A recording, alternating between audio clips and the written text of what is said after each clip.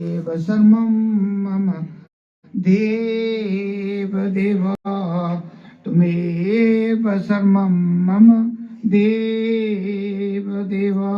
बोलो जयकारा श्री गुरु महाराज की जय। जगत बंदनीय परम आदरणीय हमारे अद्वैत मत के संस्थापक दादा गुरु श्री परमहंस दयाल जी महाराज जी के चरणों मेरा साष्टांग दंडवत कोटि कोटि प्रणाम। नंगली निवासी कटकटवासी सभी के हृदय के सम्राट जिन्हें नंगली निवासी भगवान जी के रूप में हम अपने हृदय में बसाते हैं, उनके चरणों में मेरा साष्टांग दंडवत कोटि कोटि प्रणाम। अम्बाला वाले सदगुरु महाराज जी जिनसे आप मंडी निवासी खासकर विज्ञ है कि वो कराड़ा घाट से चलते हुए मलोखर होते हुए सुंदर नगर होते हुए रिवासर होते हुए इन स्थानों पे पैदल चलकर जीवों के कल्याण के लिए अपना पूरा जीवन समर्पित करके जो समय उन्होंने इस धरती पर व्यतीत किया, उन्हीं के आशीर्वाद के रूप में आज आप सभी यहाँ बैठे हैं। कलयुग का समय है, चलायमान जीवन है, लेकिन उनका आशीर्वाद सभी के साथ जो उन इस चलायमान संसार में रहते हुए सत्संग का आनंद ले रहे हैं और उस नाम रूपी जो हीरा उनके द्वारा बख्शा गया है, आगे पौधे लगाए गए हैं, उसका लाभ उठा रहे हैं। उनके चरणों में मेरा साष्टांग दंडवत कोटि कोटि प्रणाम। हमारे महात्मा सप्रो वाले जो कंटिन्यू आप सभी जानते हैं कि दिन रात उन्हीं के पच्चीनों में चलकर अपना तन मन धन समर्पित करते हुए आप सभी को उसी रास्ते पर ले जाने के लिए तत्पर रहते हैं और प्रयास करते रहते हैं। उनके चरणों में मेरा दंडवत कोटि कोटि प्रणाम।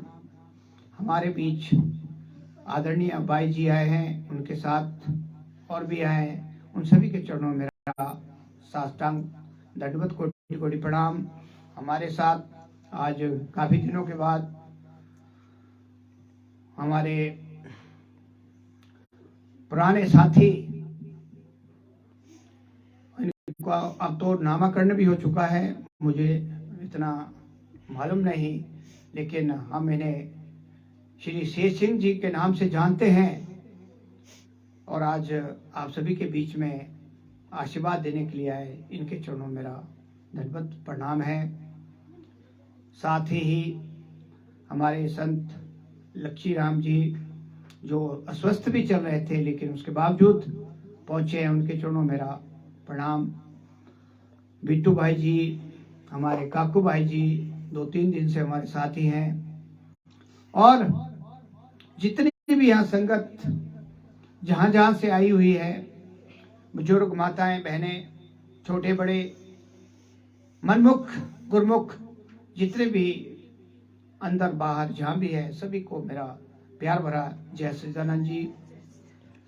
हमारे संत जो शंकर जी वो भी अस्वस्थ थोड़े चल रहे हैं, लेकिन पीछे इन्होंने बुलाया था, मैं नहीं आ पाया, लेकिन आज इनके उस जो इनका रह गया था उसे पूरा करने के लिए हम आज काफ़ी खुशी की बात है कि मिले हैं और इन सभी का आशीर्वाद अभी आप सभी को मिलेगा, क्योंकि ये संत मंडली बहुत लंबी चौड़ी है, सबके अपने अपने भाव है, अपना अपनी सोच है, अपने अपने एक्सपीरियंस हैं, उसको थोड़ा थोड़ा बांट के हम आगे चलते रहेंगे तो ये जीवन हमारा उस तरफ चलेगा जिसके लिए हम आए हुए हैं। जो हमारा असली काम है। तो इनको भी मैं दंडवत प्रणाम करता हूँ और इनके परिवार, इनका छोटा बच्चा जो पीछे जिसके उपलक्ष्य में इन्होंने सत्संग रखा था, गुरु महाराज से मैं उन्हें भी आशीर्वाद देता हूँ कि फले फूले और आगे इसी तरह सत्संग की गंगा बहती रहे सारे एरिया में, इनके घर में। जैसा भी आपने श्रवण किया, बहुत से पहलुओं पे आपने महापुरुषों को सुना। एक ही इशारा कि मैं कौन हूं, मैं कहां से आया हूं, मैं कहां से आई हूं, मुझे कहां जाना है और मेरे इस जीवन का लक्ष्य क्या होना चाहिए। इशारा केवल एक ही है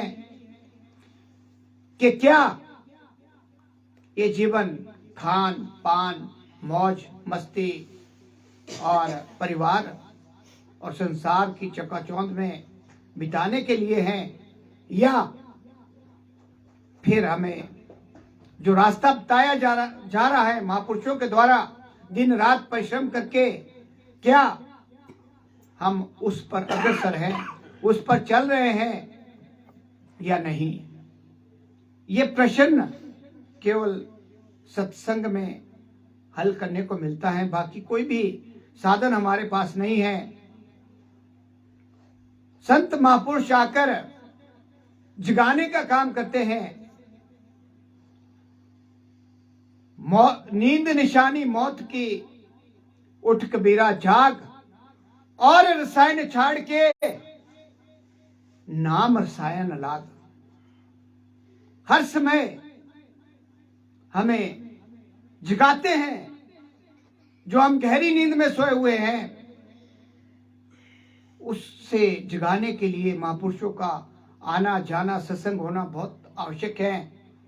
क्योंकि जब हम सत्संग सुनते हैं, सत्य का ज्ञान हमें होता है, तो उसका प्रभाव थोड़े दिन रहता है और उसके बाद फिर हम उसी ब्रह्मजाल में, काल और माया के चक्रव्यूह में फंस जाते हैं और भूल जाते हैं कि हमें क्या करना है। इसलिए संत महापुरुषों का कंटिन्यू टाइम टू टाइम आना, उनका संग करना और उनके वचनों पर ध्यान देना और उसमें धीरे धीरे अमल करना, तब जाके कहीं हम आगे बढ़ सकते हैं। हमारी सांसें, जैसा भी कहा, बहुत अनमोल हैं और गिनी चुनी है, गिन कर मिली है। जिस दिन हम इस संसार में आए उस दिन से आपका खाता लिख दिया गया है, और कितनी है उससे ज्यादा हम एक भी सांस हमें फालतू नहीं मिलेगी। और हम उन सांसों को रात गवाई सोई के, दिन गवाए खाए, हीरे जैसा अमोलक जन्म कौड़ी बदली ना जाए। अभी प्रश्न उठता है, नाम तो ले लिया है लेकिन वो अलमारी में, संदुकड़ी में बंद है। कोई 10% गुरुमुख होंगे जो नियमों का पालन करते होंगे, वो भी मैंने ज्यादा बताया। मैं बहुत सी जगह जाता हूं, पढ़ता हूं, जांचता हूं। कई जगह मैंने ऐसा भी देखा कि आरती भी 20 दिन या 1 महीने के बाद हो रही है, और फिर हम गुरु महाराज से मांगते हैं कि हमें तो कुछ नहीं मिल रहा है। प्रकाश तो बहुत दूर की बात है, जो हमारा दिनचर्या है। अगर आप, जो आपका नियम दिन का भी होगा, मान लो आपने सवेरे घास लाना है, 7 और 8 बजे का आपने टाइम फिक्स किया है, लेकिन आप उठते 10 बजे हैं, तो आपका पूरा दिन उथल पुथल में खत्म हो जाएगा। ना वो घासी टाइम में आएगा, ना ही अगले काम ठीक होंगे, और सारा दिन आपका जो है बेकार में चला जाएगा। इसलिए हम नियमों में बंधे हुए हैं। हमें नियम बताए गए हैं, अगर हम नियम पे नहीं चलेंगे, कभी कभी मजबूरी में अब्सेंट हो जाती हैं, वो मजबूरियां होती हैं, गृहस्थ आश्रम है, लेकिन रोज बहाना लगाना कि नहीं आज नहीं तो कल, कल नहीं तो परसों, परसों नरसों, और ऐसे ही हमारा जीवन खत्म हो जाता है। और फिर वो बच्चे वाले आ जाते हैं। हमारे शंकर भाई जी ने एक बहुत बड़ा अच्छा उदाहरण दिया था कि जब इन्होंने नाम जपना बंद कर दिया, पुरानी बात है, तो एक दिन क्या हुआ कि रात को सोए हुए थे, भयंकर सपना आया। सवेरे का टाइम था, ब्रह्म मुहूर्त था, और जब गुरु महाराज जी भक्तों को आगाह करते हैं, उनको जगाते हैं, बहुत से ऐसे इंस्टांस आते हैं, तो इन्हें भी जगाने का काम किया एक यमदूत सवेरे, जिसका नाक इन्होंने बताया कि ड्रम के बराबर था, बहुत भयंकर शक्ल में इनके सामने प्रस्तुत हुआ। थोड़ा सा आगे का उन्होंने झलक दिखाई कि भाई अगर आप नाम नहीं जपोगे या नाम नहीं लोगे, गुरुमुख नहीं बनोगे, सारा ही उसमें आता है, तो आपकी दशा क्या होने वाली है। तो जब इन्होंने वो सीन देखा तो बहुत बड़ी चीख निकली। ये खुद बताते हैं कि शर्म के मारे उनके धर्मपत्नी जी दूसरे साइड सोई हुई थी। जब उन्होंने पूछा कि क्या हुआ तो बता नहीं पाए, लेकिन बाद में इन्होंने बताया कि ऐसा ऐसा मेरे साथ हुआ। ये आपके सामने प्रैक्टिकल रूप मैं बता रहा हूं कि अगर नाम लेने के बाद अगर हम नहीं संभलते, 24,000 सांसें, उसका 10वां हिस्सा 2,500 सांसें हमारी डेली बनती हैं। और अगर हम 1 घंटा भी लगाते हैं, जैसे पंचम बादशाही ने अभी लेटेस्ट जो उनका आता है प्रकरण, उसमें 1 घंटा कम से कम उन्होंने कहा है कि आपने गुरु महाराज जी के चरण शरण में देना है। अब वो कौन सा है, कैसे, वो आपको सत्संग में बताया जाता है। मान लो आप ब्रह्म मुहूर्त में उठते हैं, कई बार थके हुए भी होते हैं, सभी की बात है, फिर भी अगर हम 4 बजे उठ के 10 मिनट 15 मिनट भी देते हैं, उसका हमारे को बहुत ज्यादा फायदा मिलता है।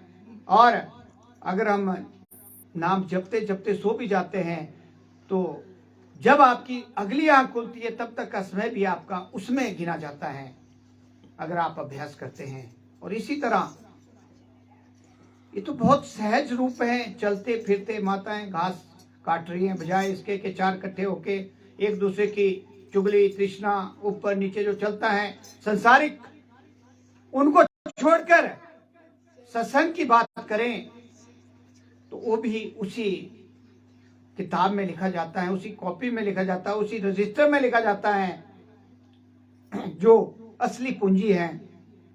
तो इन चीजों को हमने समझना है कि जो समय, जो घड़ियां हमें मिली है, उसका हमें पूरा पूरा लाभ उठाना है, ताकि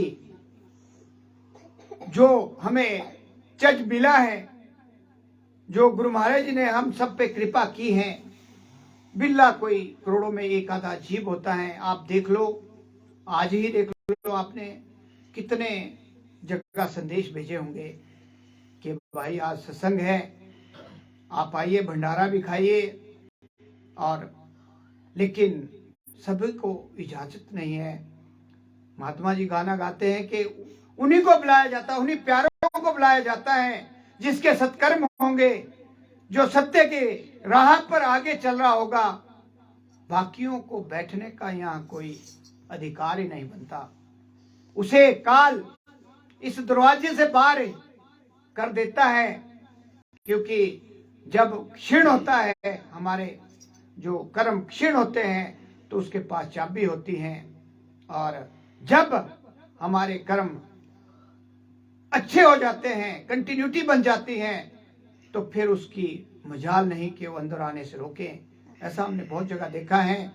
एक छोटा सा प्रसंग, ज्यादा ना समय लेते हुए, छोटा सा प्रसंग इसी विषय में कि एक बार क्या हुआ कि एक सत्संगी भाई सत्संग की तरफ जा रहा था, तो अंधेरा था।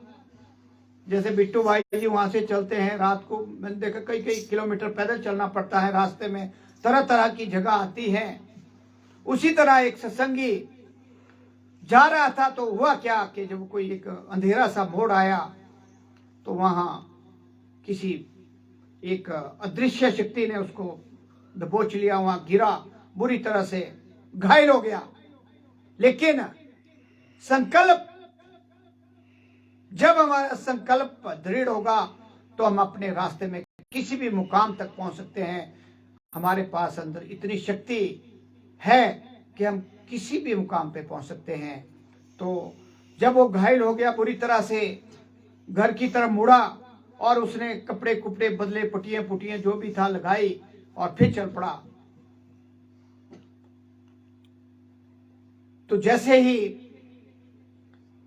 वह सत्संग में पहुंच गया, उस दिन पहुंच गया, तो दूसरे दिन भी ऐसा ही हुआ कि उसने दूसरी जगह सत्संग में जाना था, चला तो उसके आसपास फिर उसके साथ वैसा ही हादसा, उससे भी ज्यादा बड़ा हादसा हुआ। उसको बुरी तरह से जो है घायल कर दिया, लेकिन वह वहां से ही आगे चल पड़ा। तो जब आप किसी भी गुरुमुख के घर में पहुंचते तो वहां तो पता ही है कि कैसे कैसे आपकी सेवा होती है। तो वैसे ही हुआ। तीसरे दिन फिर तीसरी बार सत्संग की तरफ चला, तो हुआ क्या कि उसी स्थान से जहां से वो अंधेरा और जगह खराब थी, एक बड़ा कोई दिव्य रोशनी लेकर उसको रास्ता बताने के लिए वहां तक गया जहां सत्संग चल रहा था। तो जब वो वहां सत्संग में पहुंचे तो उसने पूछा, जो सत्संगी था, कि आप भी हमारे साथ चलो, आपने इतनी कृपा की है, मेरे को प्रकाश देकर यहाँ तक पहुंचाया, तो आपका धन्यवाद है, आप भी हमारे सत्संग चलिए। तो उत्तर मिलता है कि हमें सत्संग में जाने की इजाजत नहीं है। तो उसने पूछा ऐसा क्या है? तो उसने कहा कि मैं काल हूं और काल कभी भी सत्संग में नहीं जाता। तो जब उसका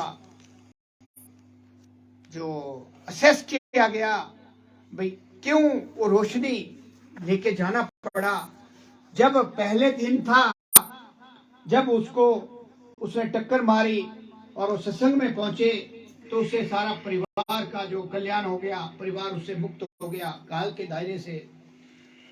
और जब दूसरे दिन उसने ऐसा ही किया तो उसके जितना भी रिलेशन था वो काल के दायरे से बाहर हो गया। तो जब अगर वो तीसरी बार टक्कर मारता तो पूरा गांव ही उसके दायरे से बाहर हो जाता।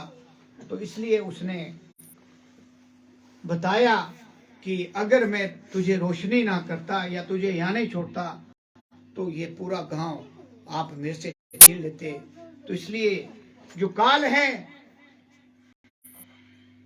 वो कभी भी जीव को अपने दायरे, अपनी सत्ता से बाहर नहीं जाने देना चाहता। लेकिन हम सभी जितनी भी रूहें यहाँ बैठी हैं, जितने भी जीव यहाँ बैठे हैं, हमारे ऊपर कोई विशेष कृपा गुरु महाराज की या हमारा कोई संबंध उनसे रहा होगा, वरना इस कलयुग में नाम तक पहुंचना बहुत कठिन काम है।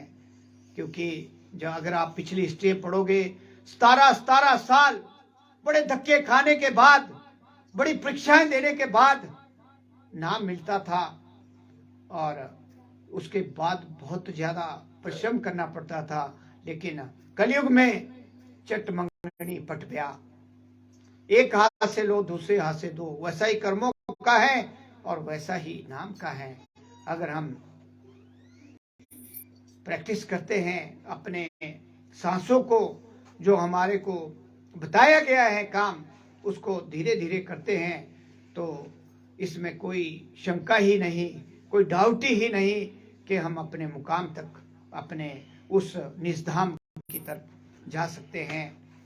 तो हमें कोशिश करनी है, एक घड़ी आधी आधी से बुनियाद तुलसी संगत साथ की कटे कोटि अपराध। बार बार कहते हैं कि एक घड़ी 24 मिनट की होती है, आधी 12 मिनट की होती है और 6 मिनट की। अगर 6 मिनट भी अगर हम डेली अभ्यास करते हैं तो हमारे दिन के कम से कम जो हम मन कर्म और वचन से कर्म करते हैं या हम मतलब जो उल्टे काम करते हैं उसका जो है सफाया हो जाता है। 12 मिनट करते हैं तो उससे हमारे को जो संचित कर्म जिससे हमारा प्रारब्ध बना है, ये शरीर मिला है और जो हम भोग रहे हैं, हमारा जन्म हुआ है, धीरे धीरे धीरे अगर हम आगे बढ़ते हैं, 2.5 घंटे करते हैं तो संचित कर्मों का जो भंडार हमारा जब से हम चले हुए हैं वो खत्म होगा। धीरे धीरे हम शून्य की तरफ बढ़ेंगे।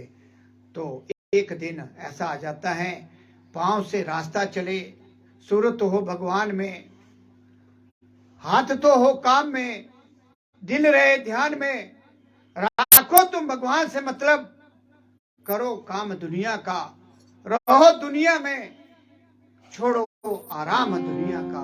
और ये स्टेज जिस दिन हमारी बन गई तो हमारा जीवन सफल हो गया।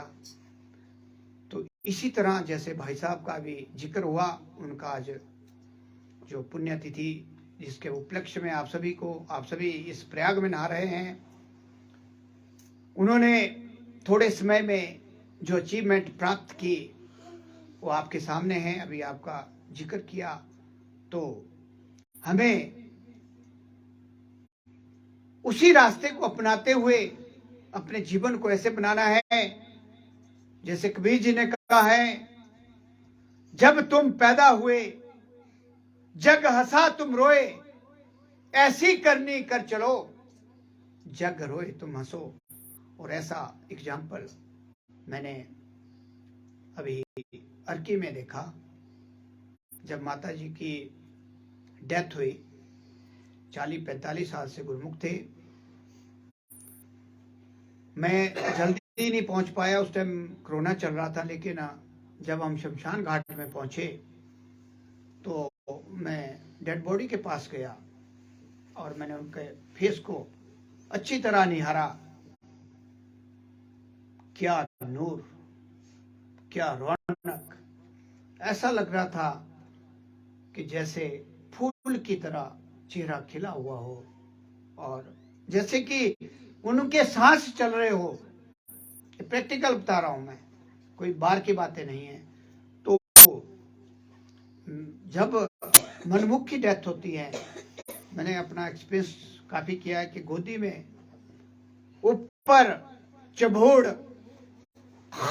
आवाज आती है बड़ी भयंकर और नीचे खराब। ये प्रैक्टिकल देखा हुआ है। और मनमुख का हाल क्यों ऐसा होता है, फिर इस पे हमने गौर किया कि जब वो बर्छे वाले आते हैं तो उनके पास ऐसे नुकुले और आग से उसमें आग जल रही होती है। कभी जिसने सीन देखा होगा, उनको देखकर, उनके भयंकर रूप को देखकर उसकी जो सारी चीजें सब बंद हो जाता है डर के मारे, और डर के मारे उसकी आंखें जो है एक टप ऊपर को रहती हैं। तो इसलिए उस चीज से बचने के लिए, और जो अभी मैंने आपको श्लोक बताया कि हम हंसते हुए जाएं, उसके लिए ये जो आपको नाम दिया गया है, तो अगर आप समझदार होंगे और गुरु महाराज की कृपा के पात्र बनना चाहते होंगे तो जरूर ब्रह्म मुहूर्त में उठ के थोड़ा समय और बाकी समय चलते उठते बैठते जब भी गुरु महाराज को याद करेंगे वो आपका स्वर्णिम अक्षरों में लिखा जाएगा। और बाकी समय आपका या बाकी धन जो भी संसार में हम करते हैं उसका लेखा जोखा कोई नहीं होगा, वो संसार तक ही सीमित रहेगा।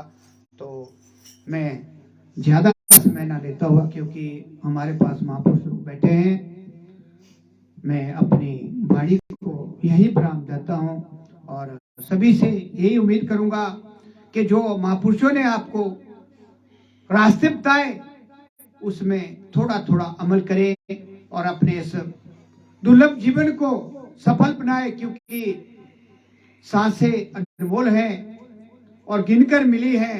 इनका पूरा पूरा लाभ हम सभी उठाएं और यहाँ से ऐसा रास्ता चुने जैसे हमारे अंदर त्रिकुटी में इंटरनेशनल, जिसको हवाई अड्डा बोला जाता है, वहां से 4 रास्ते बनते हैं। जब आप अभ्यास करेंगे आपको इस प्रश्न का उत्तर मिलेगा। एक रास्ता सीधा सतखंड की तरफ जाता है, दाया देवलोक की तरफ जाता है, बाया पेशाच लोक की तरफ जाता है और नीचे वाला फिर यही 84 लाख के भ्रमण में नरक जिसको बोला जाता है, नरक की तरफ जाता है। तो इससे यह आपने चूज करना है कि हमने कौन सा रास्ता अपनाना है।